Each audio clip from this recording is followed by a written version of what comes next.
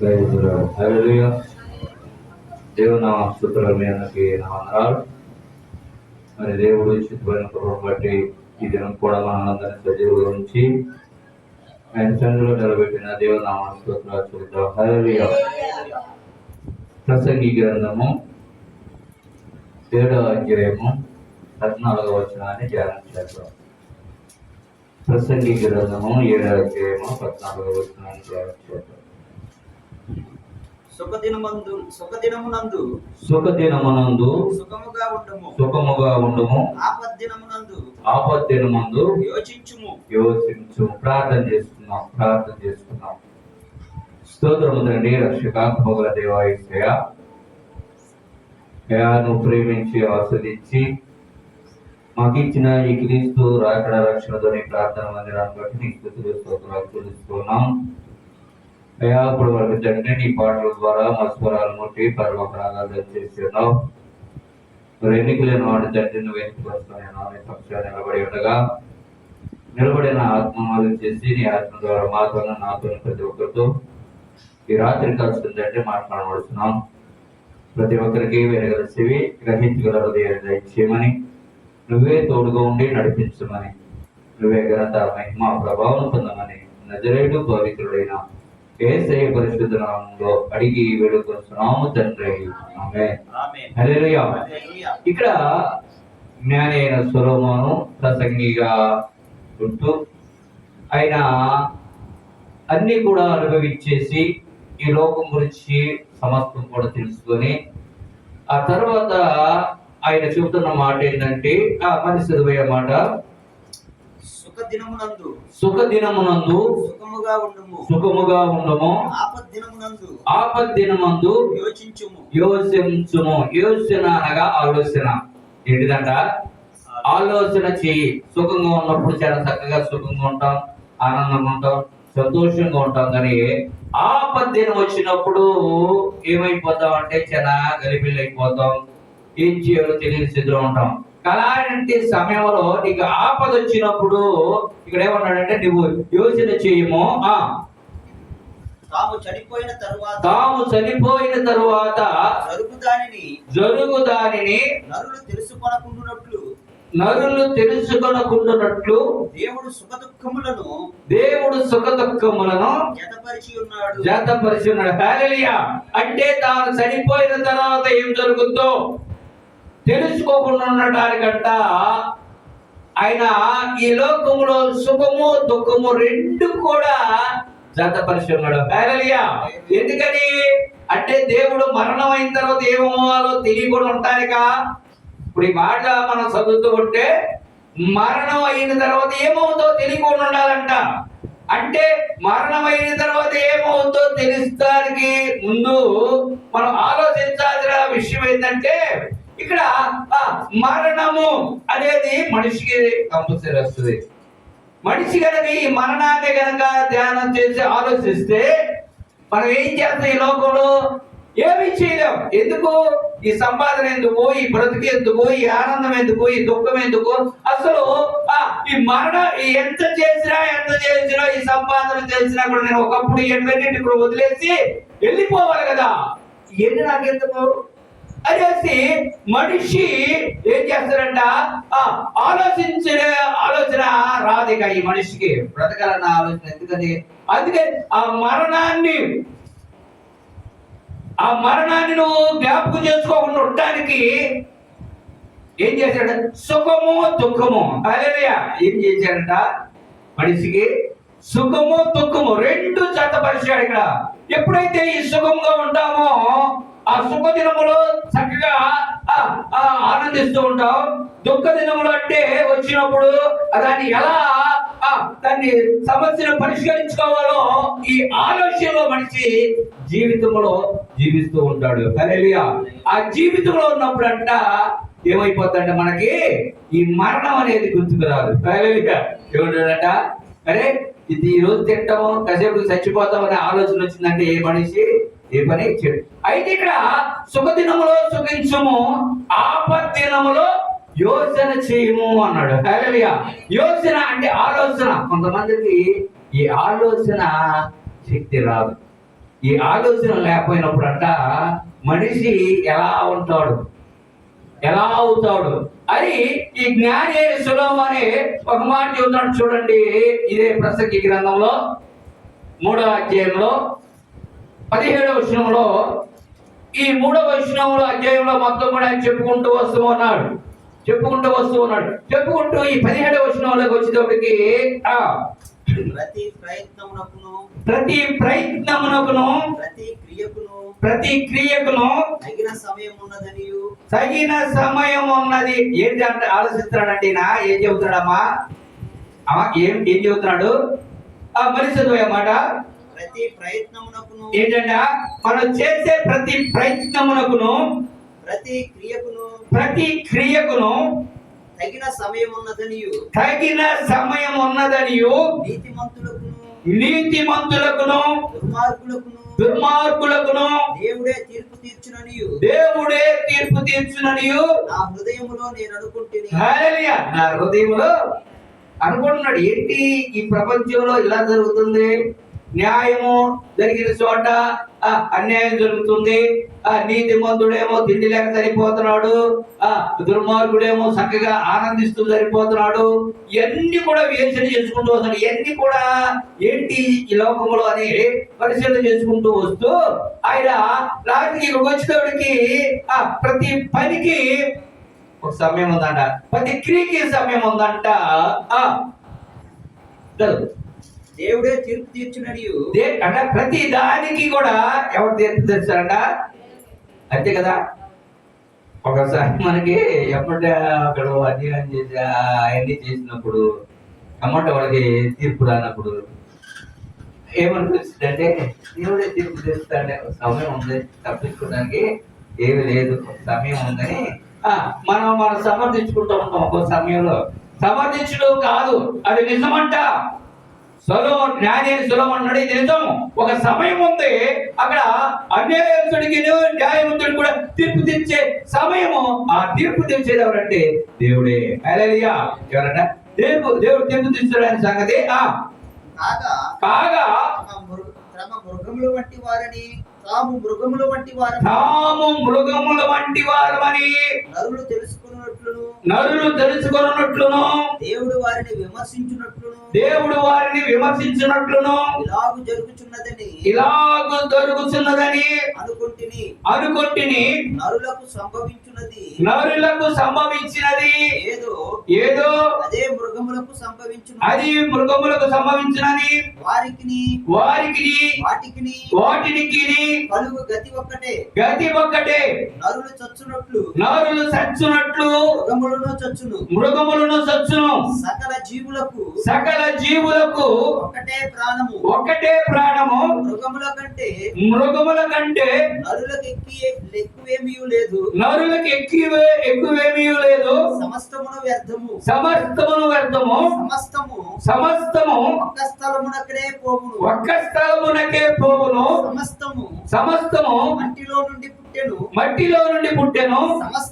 సమస్తము మట్టికే తిరిగి పోవును. హల్లెలూయా. మట్టికే అంటే ఇప్పుడు ఏంటి ఇక్కడ మీకు అర్థమవుతుందా? మనుషులు ఆలోచన రాకపోతే, ఆలోచన చేయకపోతే ఆపత్తినమన్నా యోచన చేయము అన్నాడు. మనిషికి దేవుడిచ్చిన జ్ఞానం ఏంటంటే ఆలోచన. ఈ ఆలోచన గనక క్షీణించిపోతే మనిషి ఎలా తయారైపోతాడ? మృగము వలె తయారైపోతాడంట. ఎలా అవుతాడమ్మా? మృగము వలె. వాడు ఏం మాట్లాడుతున్నాడో తెలియదు, ఎవరిని ఏమంటాడో తెలియదు, ఏం చేస్తున్నాడో తెలియదు. అంటే మృగాలకి ఎన్ని కూడా తెలియదు. మృగముకు తెలిసింది ఏంటిది? ఏటాడటమే. ఏంటంట? ఏటాడటమే. మృగాలంటే అయ్యే కదా భయంకరమైన. అందుకే ఇజ్రాయేల్ చరిత్ర మొత్తం కూడా చూస్తే వాడు ఇవన్నీ కూడా యుద్ధాలు. ఇజ్రాయేల్ చరిత్ర మొత్తం కూడా యుద్ధాలతో ఉంటది. ఎదుటి దేశానికి వెళ్ళినప్పుడు, ఎదుటి రాజ్యానికి వెళ్ళినప్పుడు అక్కడ తల్లి గాని పిల్ల గాని పసిపిల్ల గాని ఎవరిని చూస్తానికి లేదు. వీళ్ళు ఎలా అంటే పాప క్షమాపణ దగ్గరికి వెళ్ళాడంటే, ఆ ఊరిని స్వాధీనం చేసుకున్నాడంటే, ఆ ప్రదేశాన్ని స్వాధీనం చేసుకున్నాడంటే చిన్న పిల్లలతో సహా కడుపులో గర్భిణీ స్త్రీలను కూడా సహా చీల్చి అట్లా చంపే క్రూరమైన జీవితాన్ని జీవించినట్టుగా మనకి పరిశుద్ధ గ్రంథంలో పాత నిబంధన మొత్తం కూడా కనపడుతుంది. ఇజ్రాయేల్ చరిత్ర మొత్తం కూడా అంత భయంకరంగా ఉండదు. అంటే వారిని చూసినప్పుడు ఏమైపోతుందంట, ఆ మృగమును చూసినట్లే, మృగాలు వాటికి ఏమీ తెలియదు. అంటే మనిషి మృగము లాంటి వాడు అని ఇప్పుడు ఎవరు చెబుతున్నారు ఈ మాట? జ్ఞాని అయినా అంటే సొలొమోను చెబుతుంటే నిజమేనా? అంటే దేవుడు మనుషులు అలా చేశాడా, మృగాలను అలా చేశాడా అని కనుక మనం గమనించినట్లయితే ఎందుకు ఆ మాట చెబుతున్నాడంటే మృగానికి మనిషికి తేడా లేదంట. అవి ఎలా పుట్టినాయో వీళ్ళు అలాగే పుట్టారంట, అవి ఎలా చచ్చిపోతాయో వీళ్ళు అలాగే చచ్చిపోతారంట. అయితే అక్కడ మనం గమనించాల్సిన విషయం ఏంటంటే ఆ మట్టిలో పుట్టాడు మట్టిలోనే పోతున్నాయి అని చెబుతున్నారు. అంటే ఇద్దరిని అలాగే చేశాడు దేవుడు. మనం గమనించాల్సిన విషయం ఏంటంటే అట్లా అలాగే చేశాడా అంటే మృగానికి మనిషికి తేడా లేదా అని మనం గమనించినట్లయితే ఇక్కడ ఆదికాండంలో 1వ అధ్యాయంలో 23వ వచనంలో ఈయన ఒక మాట చక్కగా చదివిస్తూ ఉన్నాడు. ఆదికాండము 1వ అధ్యాయము 23వ వచనం. అస్తమయమును ఉదయమును కలుగగా 5వ దినమాయను దేవుడు వాటి జాతి ప్రకారము జీవము గల వాటిని అనగా వాటి జాతి ప్రకారము పశువులను, పురుగులను, అడవి జంతువులను పలికిన. హల్లెలూయా. ఒక విషయం చెప్తున్నా, 5వ రోజు అయిపోయిందంట, 6వ రోజు స్టార్ట్ అయింది. ఏమైందంట, 6వ రోజు స్టార్ట్ అయిన తర్వాత మొట్టమొదటిసారిగా ఈ 6వ రోజున భూమి మీదకి వచ్చింది ఎవరంట? అమ్మా, మృగాలు, పశువులు, జంతువులు మొత్తం కూడా ఎప్పుడు చేశాడట? 6వ రోజు చేశాడు. ఏది? భూమికి ఆజ్ఞాపించాడు, భూమి వాటిని పుట్టించింది. ఈ అన్నింటినీ చేసిన తర్వాత అదే రోజున ఎవరు చేశారట? నరుని చేశాడు. హల్లెలూయా. అంటే ఇప్పుడు మృగాలు, జంతువుల జీవితము ఏ రోజున స్టార్ట్ అయింది? 6వ రోజు. మనిషి జీవితం అంటే నరుని జీవితం ఎప్పుడైంది? అందుకని ఇక్కడ జ్ఞాని అయిన సొలొమోను ఏమన్నాడంటే వాటికి వీటికి తేడా లేదు, ఒకే రోజు సృష్టింపబడింది. ఆ రోజేమో ఆ దేవుడు ఆజ్ఞ ఇస్తే భూమి ఏమో జంతువుని పుట్టించింది. ఈ నరుణ్ణేమో మట్టితో చేసి వానికి నాసిక రంధ్రంలో జీవాయువులుగా నరుడి జీవాత్మయను. హల్లెలూయా. ఇక్కడ మనం గమనించాల్సిన విషయం, ఇలా తయారు చేసిన తర్వాత 28వ వచనంలో ఒక మాట చదువుతున్నాడు. 28వ వచనం చదువమ్మా. దేవుడు వారిని ఆశీర్వదించెను. ఎట్లనగా మీరు ఫలించి అభివృద్ధి పొంది విస్తరించి భూమిని నిండించి దానిని లోపరచుకునుడి. ఏం చేయాలంట అంటే దాన్ని లోపరుచుకునుడి. సముద్రపు చేపలను, ఆకాశ పక్షులను, ప్రతి జీవిని ఏలుడని. ఇక్కడ మనం ఆగితే ఇప్పుడు ఇట్లన్నింటిని, సమస్తమైన వాటిలన్నింటిని కూడా ఈ నరుడికి అప్పచెప్పాడంట. హల్లెలూయా. ఏం చేశాడంట?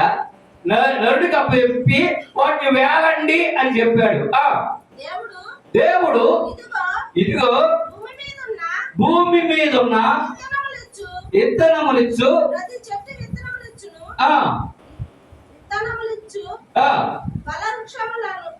ఫలవృక్షములను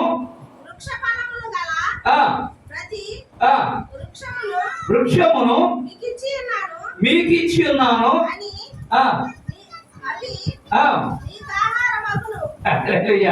చాలా చక్కగా, ఏం బాధలేదు. ఎందుకంటే దేవుని వాక్యం ప్రతిది కూడా గ్రంథంలో లెక్కించాడు.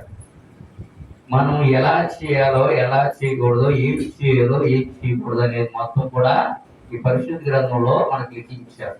ఈ మనము చదవం. ఎందుకు చదవం అంటే ఇది డబ్బులు పెట్టి కొనడానికి చాలా మంది దీన్ని ఉచితంగానే పొందాడు. హల్లెలూయా. ఎలా పొందారంటే దీన్ని ఉచితంగానే పొందుతారు. అందుకని ఉచితంగా పొందారు కాబట్టి అనాది కాలం నుంచి యేసు ప్రభు చెప్పిన మాట ఏంటంటే నేను ఉచితంగా ఇచ్చాను, ఉచితంగా.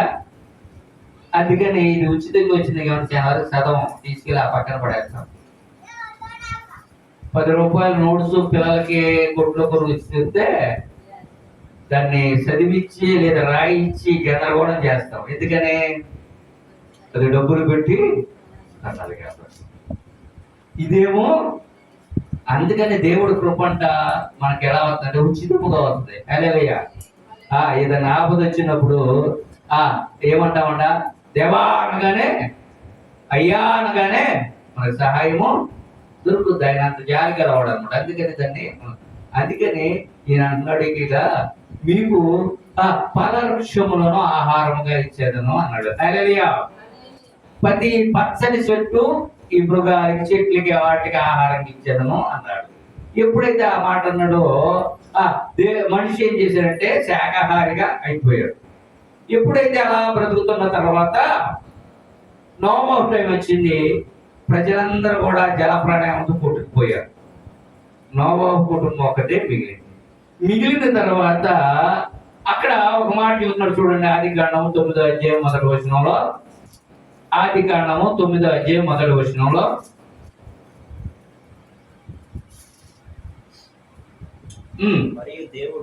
మరియు దేవుడు నోవహును అతని కుమారులను ఆశీర్వదించి నీవు ఫలించి అభివృద్ధి పొంది భూమిని నింపుడి, మీ భయమును మీ బెదురును అడవి జంతువులన్నిటికి ఆకాశ పక్షులన్నిటికి నేల మీద పాకు ప్రతి పురుగుకును సముద్రపు చేపలన్నిటికి కలుగును. అది మీ చేతికి అప్పగింపబడి ఉండెను. ప్రాణము గల సమస్త చరములు మీకు ఆహారమగును. హల్లెలూయా.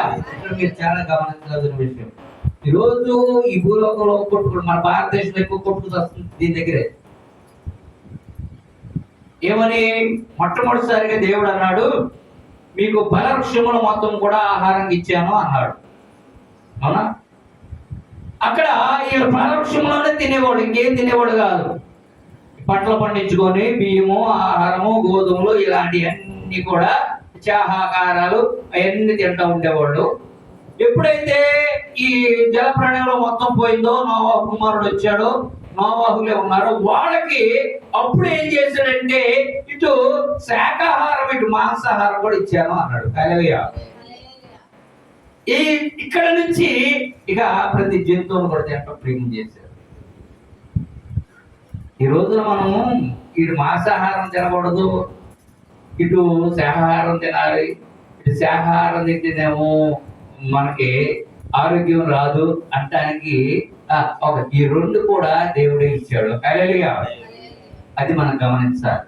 ఇప్పుడు మనము ఏం ఆలోచిస్తున్నామంటే మనుష్యులు మృగములాగా ఉన్నారు. ఏంటంట? ఈ రెండింటికి ఒకటేనా? వీళ్ళిద్దరూ ఒకటేనా అంటే వీళ్ళిద్దరూ ఒకటే, ఒకే గదికి అందరూ ఒకే రోజు పుట్టాడని చెబుతున్నాడు. ఇప్పుడు దానికి అందుకని మనిషి చచ్చిన తర్వాత ఇడు మంచి చేస్తే, ఇడు పుణ్యం చేస్తే, చచ్చిన తర్వాత నెక్స్ట్ జన్మలో చక్కగా పుడతాడు, మంచి ప్రదేశంలో ఉంటాడు. ఒకవేళ పాపం చేసేస్తే ఏ కుక్కగానో నక్కగానో ఒక జంతువుగా పుడతాడనేది ఈ వాక్యాలు బట్టే రాశారు. హల్లెలూయా. కానీ ఇక్కడ మనం చాలా చక్కగా గమనించాలి, మనిషికిను కరుణికిను అలాగే జంతువుకి తేడా ఉందా అంటే, ఈ రోజున మన ఇళ్లలో చాలా జంతువులు పెంచుతూ ఉంటాం కదా. మృగాలు పెంచుతాం, కుక్కలు పెంచుతూ ఉంటారు చాలా మంది. ఈ కుక్కలను కనుక ఎక్కువగా ప్రాముఖ్యం ఏంటంటే కుక్కలనే పెంచుతారు. ఇక తర్వాత బర్రెలు, ఈళ్ళన్నిటి గుడ్లు కూడా పెంచుతారు. ఇవన్నీ కూడా మనకి ఏమొస్తుందంటే, మనకి ఈ బర్రెలు ఆటలు పెంచినప్పుడు వాటి ద్వారా మనం కొత్తగా ఆ పాలు తాగుతాము, అవి చేస్తాము, ఇవన్నీ కూడా చూస్తూ ఉంటాం.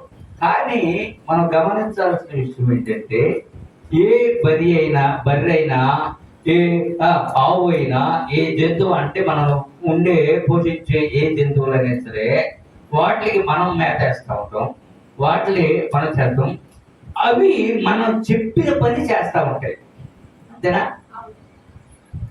మనం చెప్పిన పని చేస్తా, లేకపోతే అవి చెప్పిన పని మనం చేస్తామా? ఇక్కడ చాలా గమనించాలి. ఇప్పుడు కుక్క కానీ ఎక్కువగా కుక్కలు పెంచుతూ ఉంటారు కదా.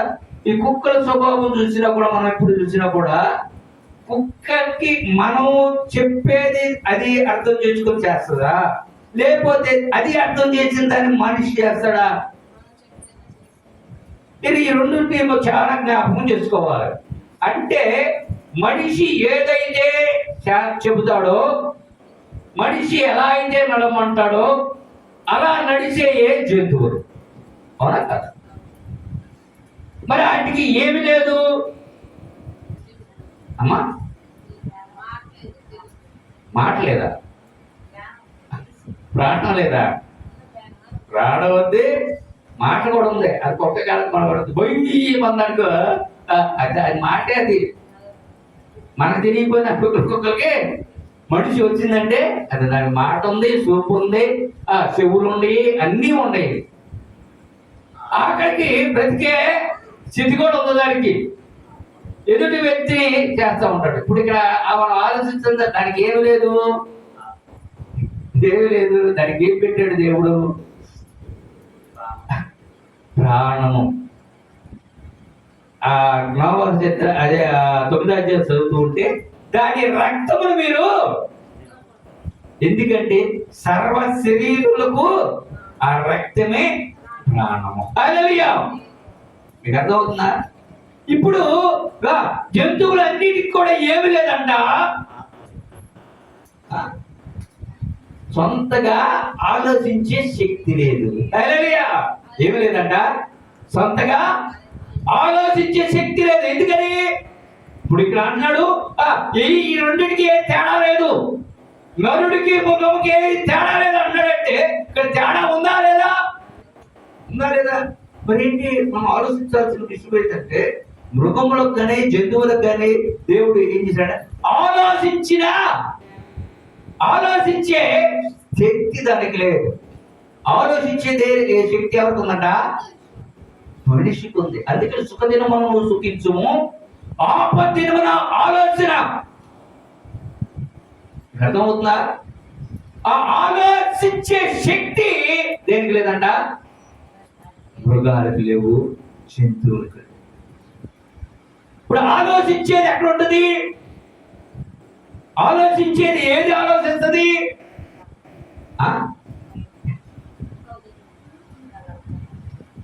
తల.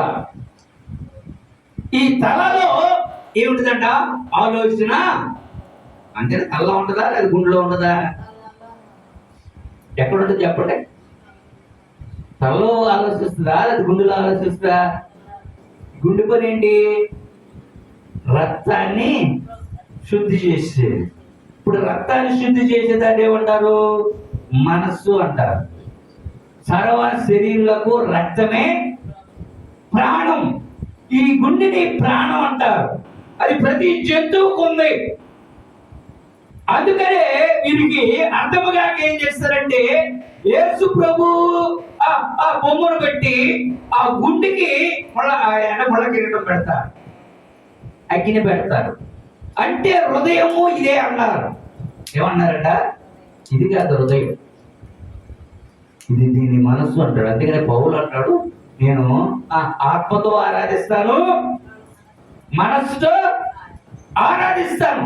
అంటే ఇప్పుడు ఈ జంతువులకు ఏమి లేదంట, శిరస్సు అంటే ఆలోచించేది ఏంటిది? ఇప్పుడు ఈ ప్రసంగి గ్రంథంలో 3వ అధ్యాయము కింద చదువు, లాస్ట్ లో చదువు. అక్కడ ఆ మనుషులు ఇంకో ఆ మట్టిలోనే పుడుతుంది, మట్టిలోనే కలిసిపోతా అంటూ ఆయన లాస్ట్ లో ఒక మాట చదువుతున్నాడు. 3వ అధ్యాయము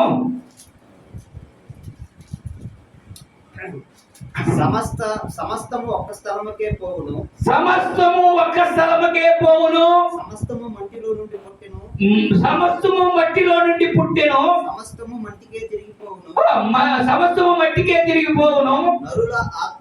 నరుల ఆత్మ పరమునకు ఎక్కిపోవునో లేదో, పరమునకు ఎక్కిపోవునో లేదో, మృగముల ప్రాణము భూమికి దిగిపోవునో లేదో, భూమికి తిరిగిపోవునో లేదో ఎవరికి తెలియను. హల్లెలూయా. అంటే ఎవరికి తెలుసు? ఇక్కడ ఏం చేస్తా విభజించాడు, అక్కడ ఏమి విభజించాడంట? నరులకి ఏముందంట? ఆత్మ ఉంది. జంతువులకి ఏం లేదంట? ఆత్మ లేదు. అందుకని అది ఆలోచించదు. ఆత్మ అనగా ఆలోచించేది, దాని స్థల అన్నారు. ఏమన్నారంట అమ్మా? అందుకనే శివుడు రాయి గురించి చెప్పినప్పుడు ఆయన చెప్పింది ఏంటంటే, ఆయనే నిషేధించబడిన రాయి తలకు ఏమి సగమే చదువుతున్నారు మీరు, పూర్తి చేయట్లా. ఇలాంటియే మనం చాలా జాగ్రత్తగా నిషేధించబడిన రాయి తలకి. ఇప్పుడు తల అంటే ఆ రాయి ఏ రాయి అంట? తలరాయి. హల్లెలూయా. దాన్ని ఏం చేశారంట? నిషేధించబడ్డారు, నిషేధించారు. ఏ రాయిని? తలరాయిని. ఆ రాయి కనుక తలలో ఉంటే నీకు ఆలోచన వస్తుంది. హల్లెలూయా. అదే నీకు మూలరాయి. ఈ రోజున అందుకనే ఈ మనిషి తలను తీసేశారు. ఏ తల పెట్టారంట? జంతువు తల పెట్టారు. అవునా కదా? మీరు చాలా జాగ్రత్తగా, ఎందుకంటే ఇది మామూలు నవ్వులాట కాదు. ఇది సాధారణంగా చేసిన గొప్ప కార్యం ఏంటంటే, ఎప్పుడైతే ఈ తలను తీసేసాడో, ఎందుకంటే ఈ తలలోనే ఉండదు మొత్తం కూడా, ఈ శరీరంలో ఏముండదు. యేసు ఆ తలరాయి ఉంటే ఆ తలరాయిని తీసి పారేసి ఒక జంతువు తలను పెట్టేశారు. ప్రతి దానికి కింద ఉంటుంది. శరీరం మార్చడం వాళ్ళు ఎప్పుడు చూడండి, ఈ శరీరం ఇలా ఉంటాయి, కాళ్ళు ఎలాగా ఉంటాయి, చేతులు ఎలాగా ఉంటాయి, ఎన్ని ఈ పార్ట్ మొత్తం ఇక్కడ ఉంటాయి. ఒక తలనే మార్చారు వాళ్ళు. ఏనుగు తల పెట్టారు, కోతి తల పెట్టారు, చాలా మొన్న జంతువుల తలలన్నీ ఉంటాయి. మనుషులు అలాగే ఉంటారు.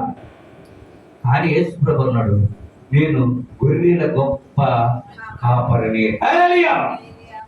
ఎప్పుడైతే గొర్రెల కాపరి అంటే గొర్రెలు కాపరాయి ఈ దేవుడు యేసు ప్రభువును చూసి, ఇదిగో లోక పాపం మోసుకొని పోవు దేవుడి గొర్రె పిల్ల అన్నాడు. అంటే ఇప్పుడు యేసు ప్రభు గొర్రె తల ఉంటుందా? యేసు ప్రభుకి ఏముంటది? మనిషి తలే ఉంటది. అంటే దాని స్వభావం చెప్పాడు దేవుడు. ఇదిగో తోడేళ్ల మధ్యకి గొర్రెలు పంపించినట్టు మిమ్మల్ని. గొర్రెలు అంటే గొర్రె తల, గొర్రెలు కాదు పంపించింది, మనుషులే. మనుషులనే గొర్రెలు అన్నాడు. హల్లెలూయా. అంతేగాని ఆ గొర్రెలు తీసుకొచ్చి ఈ మనుషులకు గొర్రెల తల పెట్టలా. గొర్రెలు గొర్రెలు గొర్రెలు అంటే చాలా మంది ఎగతాళి చేస్తారు కదా, మనోహరదాసు గొర్రెలు గొర్రెలు అంటే అది మనిషి గొర్రె స్వభావం చెప్పాడు కానీ తల చెప్పరా. తల మాత్రము ఈ మనుషులే గొర్రెలు అన్నాడు. ఈ మనుషులుగా నేను కాపర్ని, గొర్రెలే కాదు. అందుకని ఎప్పుడైతే గొర్రె తలకాయ పెట్టాడో, మనం అనుకుంటాం గొర్రెని చూపిస్తారు, గొర్రె కాదు. గొర్రె అంటే ప్రతి దాన్ని కూడా, అందుకనే నరుడు అంటే యూదా గోత్రపు సింహము అన్నారు. యేసు రేపు ఎప్పుడు ఎట్లా వస్తాడంట? యూదా గోత్రపు సింహం. ఆ యేసు ఎవరు? నరుడు. నరుడు రేపు శిక్షించడానికి ఎలా వస్తాడంట? సింహంలాగా వస్తాడు. నరుడే సింహం. దాన్ని ఏమన్నారంటే నరసింహ అన్నారు. ఏమన్నారట? నరుడే సింహంగా వస్తాడు. అంటే ఆ సింహం తలకాయ పెట్టమని కాదు అక్కడ, ఆ స్వభావంతో వస్తాడు. ఎట్లా వస్తున్నా? అందుకని ఇప్పుడు మనుషులకు ఏ తల ఉండాలంట? మనిషి తలే ఉండాలి. ఎప్పుడైతే మనిషి తల ఉండదో ఆ వ్యక్తి ఆలోచిస్తాడు. హల్లెలూయా. ఆపత్తిని ఆలోచిస్తాడు. అదే కనుక జంతువు తల ఎందుకు పెట్టాడంటే నువ్వు ఆలోచింపవు. ఇప్పుడు ఈ జంతువు తల ఉందంటే మనం మనుషులమా జంతువులమా? సాతానుడు ఒక మనిషికి జంతువు తల పెట్టాడంటే ఆ జంతువు ఏం చేస్తాంట? సొంతగా ఆలోచించాలి. అది చేసే పని ఏంటంటే ఎవడు ఏది చెబితే దాన్నే ఆలోచిస్తుంది. ఇప్పుడు దాన్ని పూజించే వారంతా కూడా ఏ స్వభావం కలిగిన వారు అంటే ఆలోచన లేని వారు. అంటే నేను చెప్పట్లా, నువ్వు ఈ రోజున ఎందుకు ఆలోచిస్తున్నావు అంటే మనుషులు మనం దాన్ని ఆరాధించేవాడు కానీ దాన్ని పూజించేవాడు కానీ దాన్ని చేసేవాడు అంటే నీ సొంత ఐడియాలతో నీవు అవి నీ కొరకు నువ్వు ఏలడానికి ఏర్పాటు చేసిన సృష్టి. అది దేవుడు సృష్టి చేసి వాటిని వేరు అన్నాడు. నీవు ఇప్పుడు మనము ఏలవలసిన వాటిని ఇప్పుడు వాటిలే అయ్యే మనమే ఏలేదట్టుగా మనిషి చేసుకున్నాడు. హల్లెలూయా. నీకు అర్థమవుతుందా? అందుకని చూడండి, ఈ మోహన్ బాబు, సీనియర్ యాక్టర్ మోహన్ బాబు ఉన్నాడు కదా, ఈ తాగుబోతుల గురించి ఒక ఇంటర్వ్యూలో చెప్పాడు. ఆయన ఒక ఫంక్షన్ లో గిరిబాబు కొడుకు వస్తే గిరిబాబు కొడుకు విషయంలో ఈయన ఒక మాట చెప్పాడు. ఏమని చెప్పాడంటే ఈ మందు తాగేవాడంట మీరు బాగా ఆలోచన చేయాలి. ఇది నిజంగా చేసిందే జరుగుతుంది. మొదటి పెగ్ వేసుకున్నప్పుడు అంట ఆ వ్యక్తి లేకంట సింహపు ఆత్మ వస్తాడ, సింహం వస్తాడట. అంటే ఆ రూపం వచ్చినప్పుడు అంట ఈ మొదటి పెగ్ వేసుకుంటే వాడు ఏం చేస్తాడంటే హై ఇక నాకంటే ఎవరు లేరు అని అంత ధైర్యంగా టీవీగా ఉంటాడు. అంటే ఆడు ఎప్పుడైతే రెండో పెగ్గేసాడో ఈ సింహపు జీవి పోయి కుక్క జీవి వస్తుందంట. ఈ కుక్క జీవి వచ్చిన తర్వాత ఈ రెండో పెగ్గేసగానే వాడంట వాగినోడు వాగినట్టే ఉంటాడంట. హల్లెలూయా. ఏదో చెబుతానే ఉంటాడు. ఎదురు పడి తగ్గది కాదు కదా, వాగింది వాగి వాగి వాగి అంటే కుక్క స్వభావం ఏంటి? మురుగుతూనే అది పోగుతూనే ఉంటాడంట. ఎప్పుడైతే మూడో పెగ్గేసాడో ఈ కుక్క స్వభావం వెళ్ళిపోయి కోతి స్వభావం వస్తుంది. ఇక కోతి ఏమవుతుందంటే అటు ఇటు అంటే ఇది ఆడిపోయి తోతమే అంటాడు. గడు తోతంట ఇతరుడు ఉంటాడు. ఎప్పుడైతే ఆరో పెగ్గేసాడో ఈ కోతి ఆత్మ పోయి పంది ఆత్మ వస్తుంది. ఇక వాడికి ఇల్లు లేదు, వాకి లేదు, బతుకట్లేదు, రోడ్డు మీద అట్టుబడి. అంటే అతను చెప్పి ఇప్పుడు ఆయన చేసేది ఏంటంటే కొన్ని నిజాలు. అంటే ఈ మందు తాగినప్పుడు మనిషిగా ఉన్నాడు. హల్లెలూయా. అంటే ఒక జంతువు స్వభావంలోకి వెళ్ళిపోతాడు అని వివరించాడు ఆయన. మనం అర్థం చేసుకోవాల్సింది ఏంటంటే అది నవ్వుతారు కాదు, అక్కడ వాడు అలాకి వెళ్ళేది అంటే అప్పుడు దాకా మనిషిగా ఉన్నవాడు, మన కుటుంబం గురించి ఆలోచించేవాడు, పిల్లల గురించి ఆలోచించేవాడు, మన జీవితం గురించి ఆలోచించే వ్యక్తి ఎప్పుడైతే ఈ ఇల్లు ఇట్లాంటివి కూడా మర్చిపోతాడు, ఒక జంతువులాగా మారిపోతాడు. హల్లెలూయా. ఎందుకు మీకు ఈ మాట చెబుతున్నానంటే మనిషి అనేవాడు అంటే జంతువుకి మనిషికున్న తేడా. హల్లెలూయా. అందుకే సుఖదినమున సుఖించుము, ఆపద్దినమున ఆలోచన చేయాలి. ఇప్పుడు మనం ఆలోచన చేయాలి. ఆలోచించేది ఎవరంట? మనిషి. ఆలోచించింది ఏంటంట? జంతువు. ఇప్పుడు మనము మనుషులమా జంతువులమా? సుఖదినమును సుఖించుము, ఆపద్దినము యోచించుము. అప్పుడు ఆ మాట పూర్తి చేయండి. 7వ అధ్యాయం 14వ వచనం. తాము చనిపోయిన తరువాత మళ్ళీ ముందు సుఖదినమునందు సుఖముగా ఉండుము, ఆపద్దినమందు యోచించుము. తాము చనిపోయిన తరువాత జరుగు దానిని తెలుసుకొనకుండునట్లు దేవుడు సుఖ దుఃఖములను జతపరిచి ఉన్నాడు. నా వ్యర్థ సంచారపు కాలములో హల్లెలూయా ఏం చేశాడంట? వీటన్నిటినీ తెలుసుకున్నాడు. ముందు మనము ఎదుటోళ్ళని కాదు, అసలు మన గురించి మనం ఆలోచించాలి. ఈ రోజున దేవుళ్ళు అనేవాళ్ళు ఎలా ఉన్నారు, మనుషులు అనేవారు ఎలా ఉన్నారు, జంతువులనే ఎలా ఉంది, దేవుడు అసలు ఎలా సృష్టించాడు, ఎవరి స్వభావం ఎలాంటిది అని గనక మనం తెలుసుకుంటే అసలు దేవుడి గురించి మనం తెలుసుకోవచ్చు. హల్లెలూయా. ప్రతి దానికి మనము అది కావాలంటే మనకేముండాలంట? తల ప్రాముఖ్యమైనది. అందుకనే దీన్ని ఇలా ఉన్నారు తెలుసా, ఇది భూ సంబంధమైందంట. ఈ ఒక్క మాట చెప్పేసేది ఇదిగా, దీన్ని భూ సంబంధమైన దాన్ని ఏమన్నారంటే అతలం, వితలం, సుతలం, తలాతలం, రసాతలం, మహాతలం, పాతాళం అన్నారంట. అంటే ఈ తలలో ఉండేది ఒక 5 ఉంటాయంట. ఇది చాలా మీరు ప్రాముఖ్యంగా ఆలోచించాలి.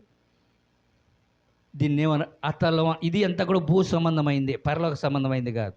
పరలోక సంబంధం 7 లోకాలు ఉన్నాయి, ఈ భూలోక సంబంధం. అతలం అంటే ఆలోచించేదాన్ని అతలం అంటారు. మీరు చాలా గమనించాలి. అతలం అన్నారు దీన్ని. వితలం, వితలం అనగా వినేదాన్ని వితలం అన్నారు. సుతలం, చూసేదాన్ని సుతలం అన్నారు. తలాతలం, వాసన చూసే తలాతలం అన్నారు. మహాతలం, నోరు. ఈ 5 చాలా ప్రాముఖ్యమైనవి. హల్లెలూయా. నీకు అర్థమైందా? ఈ 5 కూడా ఈ పైనే ఉన్నాయి. రసాతలం, పాతాళం అన్నాడు. ఈ 2 కింద, మొత్తం 7. ఈ 5 కూడా ఇందుట్లోనే ఉన్నాయి. కాబట్టి ఎప్పుడైతే ఈ శిరస్సు ఈ మనము ఉంటుందో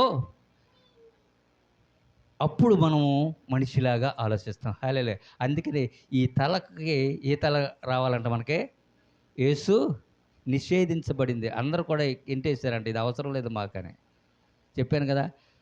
ప్రసంగాలు మొత్తం కూడా చూస్తే మొత్తం యేసు ప్రభువును పూర్తిగా ఆరాధించిన, ప్రకటించిన దేశం అంతా మన భారతదేశమే ఉంటుంది. కానీ ఈ భారతదేశంలో యేసు ప్రభువును ఒప్పుకోరు. అవునా కదా?